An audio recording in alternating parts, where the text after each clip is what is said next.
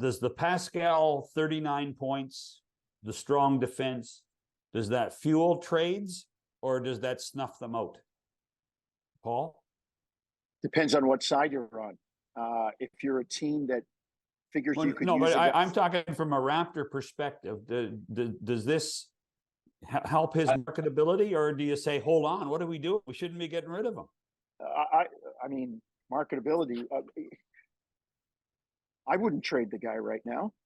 I wouldn't, because you already have enough.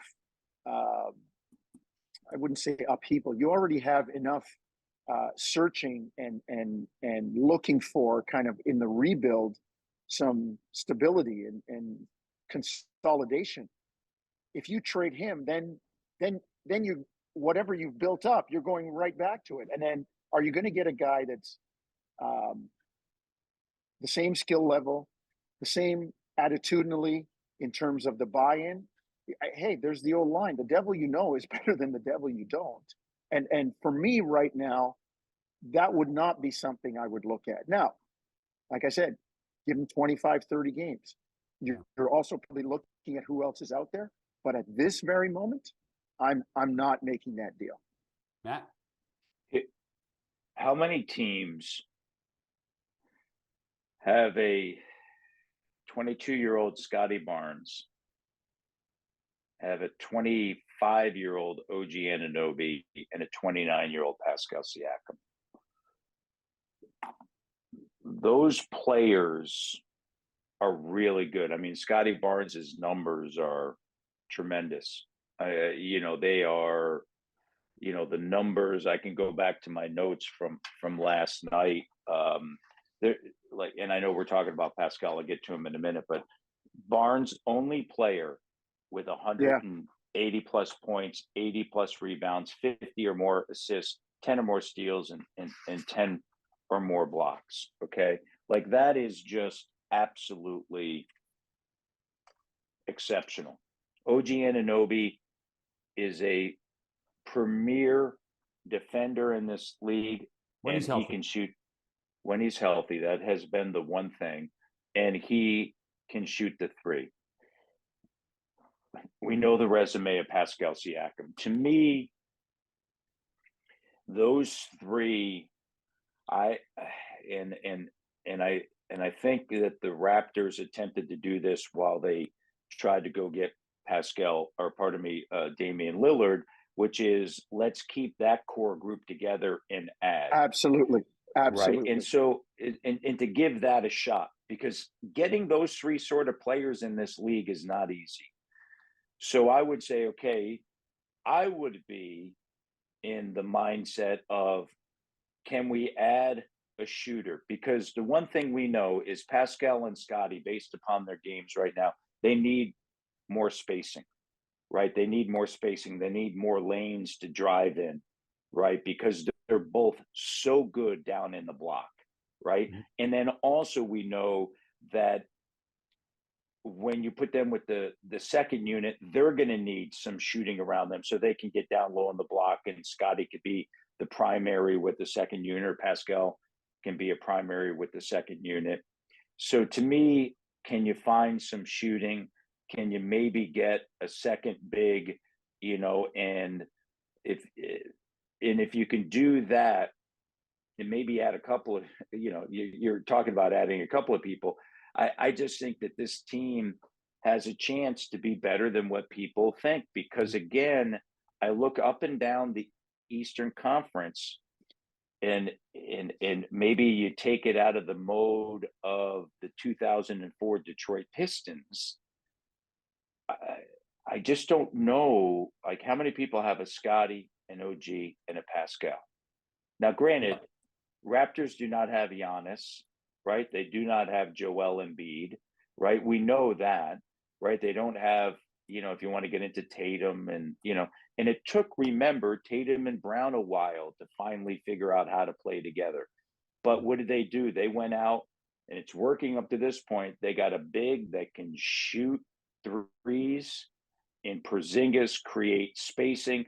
And if you go back to Saturday night, Jonesy, what did Tatum do, man? He attacked, man. Because why? Because Porzingis is out there. There's nobody, rim protection, boom, going right there. So I'd be in the ad mode. I don't know what Frank and Scal said, but No, I'd they be more in the they ad. just said they just thought it will fuel people and helped Siakam's trade market more than Right. anything. Which and so that you have to make, and Paul, I'll let you say something before we go to break. Yeah.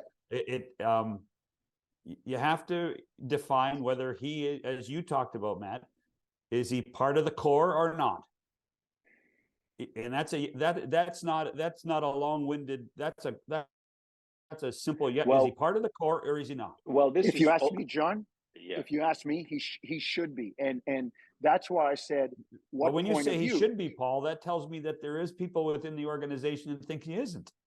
Maybe he isn't. And listen, No. we know if you're a GM, you're not doing your job, a president, if you're not listening. That doesn't mean you have to make a move, Yeah. but you need to listen. Or you say, this guy's untouchable until somebody comes, because there's always a price. And just quickly, John, the other side of that, like I said, it depends on how you're looking at it.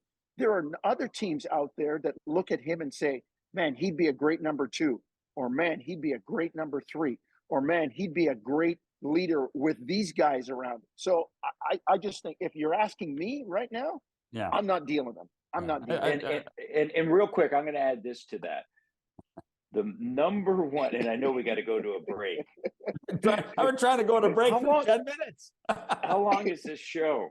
How long is this show? And this to me is a really, really important thing. And I think that I'm